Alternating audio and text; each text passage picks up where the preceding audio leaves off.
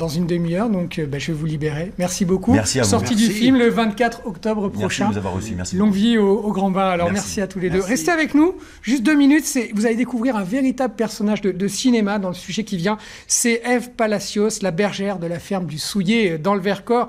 Elle utilise les travaux de la ferme pour redonner le goût de vivre à des jeunes à la dérive. C'est notre série de la semaine. Et aujourd'hui, vous allez le voir, il y a encore du monde chez Ève. Elle a besoin de bras pour déplacer son troupeau de moutons. Gilles Ragry et Yves-Marie Glo.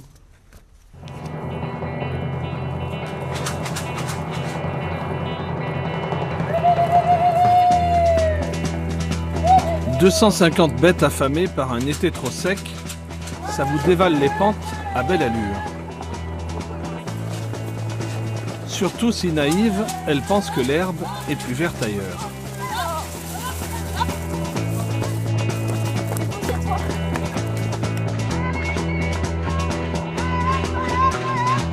En chef de troupe, comme à son habitude, Ève Palacios, la bergère. Les moutons la suivent au son du maïs et les jeunes stagiaires passés chez elle ne l'oublient pas. Fais pas debout, Audrey. Essaye de rejoindre l'autre là, parce qu'on va pas se faire chier pour 3 mètres. Mais c'est bon, ça y va. Hein. Bah va voir, faut que ça y aille. On coupe autrement. Audrey, une fidèle parmi les fidèles. Cette année, elle est en formation de métallerie-serrurerie, mais une fois par semaine, elle vient donner de son temps. Bénévolement, moi je fournis mon travail et elle fournit son aide un peu de tout, psychologique, d'aide de confidente, de tout, conseillère, un peu de tout. Ouais. Mais après, ouais, c'est un peu de l'échange quoi. Nous, on est là pour l'aider avec nos mains, mais bon, c'est tout ce qu'on peut lui offrir d'une certaine façon, parce qu'elle connaît déjà un peu beaucoup de la vie, donc bon. Tu peux la soulever, elle est pas lourde celle-là. Une petite jeune Audrey est arrivée en stage à la ferme en 2012. La voilà sur ces images de France 3 lors d'un reportage consacré à Ève et sa mouton-thérapie. L'agneau qui est dans l'angle là-bas, je te le tiens pendant que tu sautes et puis je te le redonne après. Ça n'a rien à voir. Ouais. Non, ouais, avant je parlais pas. Pas du tout, je disais rien. Ici, c'est la ferme de la deuxième chance. Toute l'année, Ève reçoit des jeunes en stage agricole ou d'autres venus des foyers ou d'autres encore qui partent à la dérive. Et en hiver, c'est la période des naissances. Quand il y a l'agnelage, il y a les gros durs, là, les bêtes de cité. Là.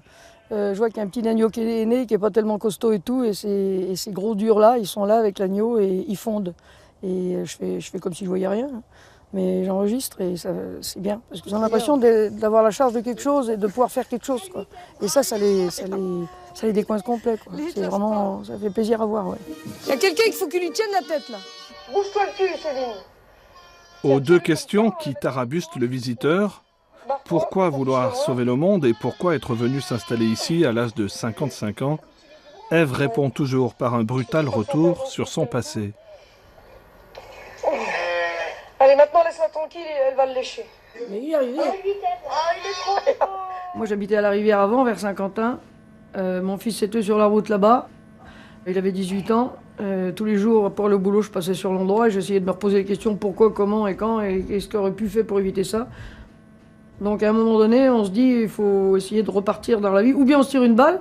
Je ne pouvais pas, j'avais 2 petits-enfants et une fille. Donc, et après... j'ai dit on va essayer de retrouver autre chose et puis fil en aiguille j'ai trouvé une annonce et j'ai atterri là. Là où se dresse le souvenir de ce fils volé. Là où Ève accueille aujourd'hui dans son gîte tous les malheurs mais aussi tous les bonheurs du monde.